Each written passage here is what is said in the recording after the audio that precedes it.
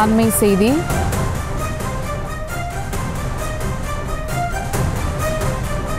பெண்கள் குறித்து ஆபாச கருத்து தெரிவித்ததற்கு எதிரான ராஜா மனு தள்ளுபடி செய்யப்பட்டிருக்கிறது. ராஜாவின் மனுவை தள்ளுபடி செய்து சென்னை உயர்நீதிமன்றம் உத்தரவானது பிறப்பித்திருக்கிறது. இதுகுறித்த கூடுதல் விவரங்களோடு இணைகிறார் எமது செய்தியாளர் மதியழகன். வணக்கம் மதியழகன், விவரங்கள்.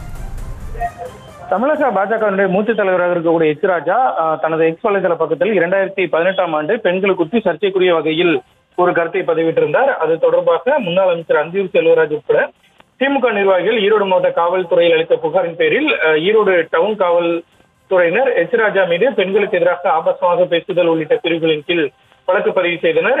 ஈரோடு மாவட்ட நீதிமன்றத்தின் நிலுவையில் இருந்த இந்த வழக்கு சென்னை சிறப்பு நீதிமன்றத்துக்கு மாற்றப்பட்டது.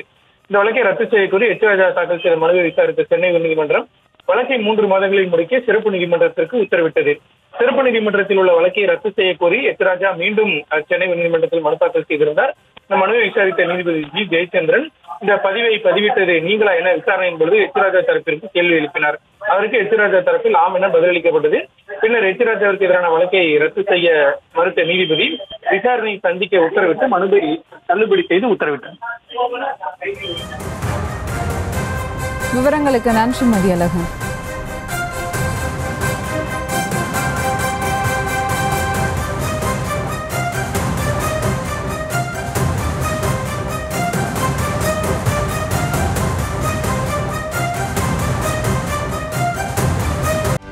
செய்திகளை உடனுக்குடனும் துல்லியமாகவும் தெரிந்து கொள்ள சப்ஸ்கிரைப் பண்ணுங்க.